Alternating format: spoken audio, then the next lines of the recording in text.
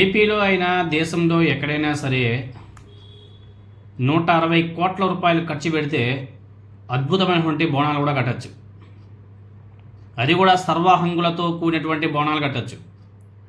జగన్మోహన్ రెడ్డి గారు విశాఖపట్నం ఋషికొండలో 300 కోట్లతోనూ 400 కోట్లతోనూ అద్భుతమైనటువంటి కట్టడాలు కట్టాడు. ఏ వేల కోట్లు ఖర్చు పెట్టలే. ఇక్కడ 300 కోట్లు 400 కోట్లు ఖర్చు పెడితే అద్భుతమైనటువంటి భవనాలు కట్టాడు అక్కడ జగన్మోహన్ రెడ్డి గారు. అదేవిధంగా 120 కోట్లు అంటే మామూలు విషయమా? 160 కోట్లు ఖర్చు పెడితే మంచి మంచి భవనాలు సర్వహంగులతో కూడినటువంటి భవనాలు కూడా కట్టచ్చు. అది కూడా భూమి ఖర్చు లేకుండా కేవలం నిర్మాణ ఖర్చులకే ఈ మొత్తం. అంటే ఆ భవనం ఏ రేంజ్లో కావాలంటే ఆ రేంజ్లో కట్టుకోవచ్చు. భూమి ఫ్రీ, ఓన్లీ నిర్మాణానికి మాత్రమే 120 కోట్లు ఖర్చు పెట్టుకోవాలి. అద్భుతమైనటువంటి కట్టడాలు కట్టచ్చు. చాలామంది రియల్ ఎస్టేట్ వ్యాపారులు కూడా ఉంటారు. మీకు అందరికి కూడా తెలిసిందే ఎంత స్క్వేర్ ఫీట్కి ఎంత ఖర్చు అవుతుంది. 160 కోట్లు పెడితే ఎంత పెద్ద భవనాలు కట్టచ్చు అన్నది మీకు అందరు కూడా బాగా ఐడియానే ఉంటుంది. ఈ ఖర్చుకి 7 స్టార్ సౌకర్యాలు వస్తాయని వేసి ఇంజనీర్లు కూడా చెప్తున్నారు. కానీ ఆంధ్రప్రదేశ్లోని కొన్ని ప్రాంతాల్లో చంద్రబాబు నాయుడు గారి ఘనత వల్ల, ఆయన చేసినటువంటి ఘనత, ఆయన సారథ్యంలో ఉన్నటువంటి కూటమి ప్రభుత్వం కేవలం పై హంగులకే 160 కోట్లు ఖర్చు పెడుతుంది. అంటే దాంట్లో ఎంత స్కామ్ ఉంటుందో మీరందరూ కూడా ఆలోచన చేయాలి. బిల్డింగ్ ఉంది, దానికి పైన మోడిఫికేషన్ చేయాలి. 160 కోట్లు ఖర్చు పెట్టబోతుంది. అది కూడా సగానికి పైగా ఎప్పుడో నిర్మాణం పూర్తయినటువంటి భవనం మీద 160 కోట్లు ఖర్చు పెట్టబోతుంది ఈ కూటమి ప్రభుత్వం. ఈ తీరు చూసి ఆయన క్యాబినెట్లోనే కొంతమంది మంత్రులు, ఐఏఎస్ ఆఫీసర్లు విస్మయం వ్యక్తం చేస్తున్నారు. చివరకు నూతన రాజధాని పనులను పర్యవేక్షించాల్సినటువంటి ఏపీ సిఆర్డీఏ భవనంలోనూ అవినీతి పునాదులు బలంగా వేస్తున్నారు అన్నదానికి ఉదాహరణ. కూటమి నాయకులు మాట్లాడుకుంటున్నారు. కూటమి మంత్రి ఒక ఆయన వ్యాఖ్యానం చేస్తున్నాడు. సిఆర్డీఏ పర్యవేక్షణ అంతా కూడా ముఖ్యమంత్రి చంద్రబాబు నాయుడు గారు, అదేవిధంగా మంత్రి నారాయణ సారథ్యంలోనే సాగుతుంది. కాబట్టి ఈ వ్యవహారం వాళ్ళకు తెలియకుండానే జరిగే అవకాశం ఏమాత్రం ఉండదు అనేసి కూడా అధికారులు చెప్తున్నారు.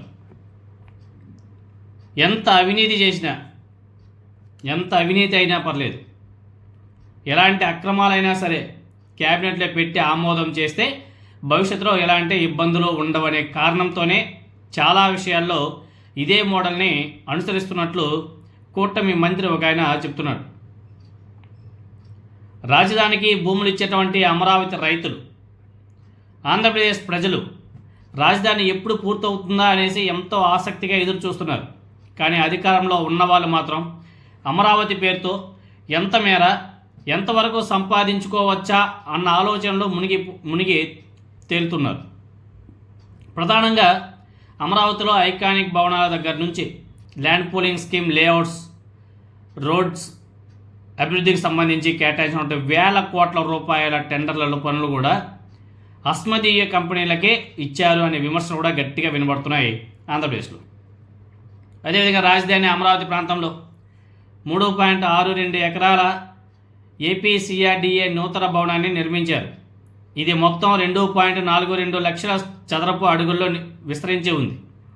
ఈ భవన నిర్మాణం కోసం చంద్రబాబు నాయుడు గారు తొలి టర్మ్లోనే దగ్గర 82 కోట్ల రూపాయల అంచనా వ్యయంతో టెండర్లు కూడా పిలిచాడు. అప్పట్లోనే పనులు కూడా మొదలుపెట్టారు. సగానికి పైగా ఏపీ సిఆర్డీఏ భవన పనులు గతంలోనే పూర్తయ్యాయి. రెండవసారి చంద్రబాబు నాయుడు గారు ఆంధ్రప్రదేశ్కి ముఖ్యమంత్రిగా బాధ్యతలు చేపట్టిన తర్వాత, కూటమి ప్రభుత్వం అధికారంలోకి వచ్చిన తర్వాత ఈ భవన పనులు మళ్ళీ ఊపందుకున్నాయి. అంచనా వ్యయంతో ఎన్ని కోట్లు?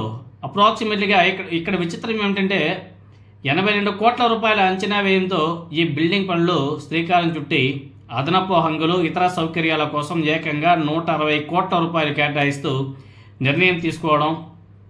కొద్ది రోజుల నుంచి జరిగినటువంటి మంత్రివర్గ సమావేశంలో దీని మీద నిర్ణయం తీసుకోవడం, తాజాగా ఈ కేటాయింపులు చేస్తూ జీవో జారీ చేయడం కూడా జరిగిపోయాయి. ఇది చూసి అటు సిఆర్డీఏ అధికారులతో పాటు ఇంజనీర్లు కూడా అవాక్ అవుతున్నారు.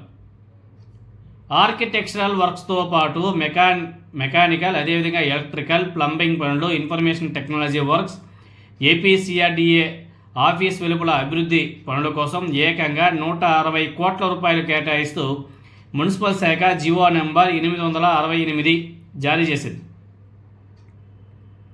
అవినీతి పీక్ చేయడం అంటే ఇదిగో ఇదే. ఈ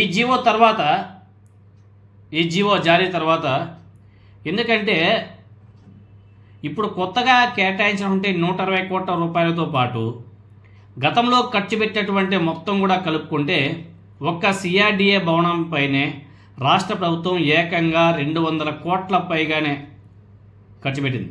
200 కోట్ల రూపాయలకు పైగానే ఖర్చు పెట్టినట్టు వాళ్ళ లెక్కల ప్రకారమే తెలుస్తుంది. అంటే రాజధాని అమరావతి కోసం వివిధ సంస్థల నుంచి వేల కోట్ల రూపాయలు అప్పులు తెస్తూ ఇలా ఇష్టానుసారం ఖర్చు పెట్టడం ఏమాత్రం సరికాదు అని చెప్పేసి పెద్ద ఎత్తున విమర్శలు వస్తున్నా వాళ్ళేమో సింపుల్గా క్యాబినెట్లో పెట్టి ఆమోదం తెలిపేసుకొని స్టార్ట్ చేస్తున్నారు. ఏ విధంగా దోచుకోవాలో పంచుకోవాలో ఈ కూటమి ప్రభుత్వాన్ని చూసి నేర్చుకోండి అనేసి మిగతా పార్టీల వాళ్ళకి నేర్పిస్తుంది ఈ కూటమి ప్రభుత్వం.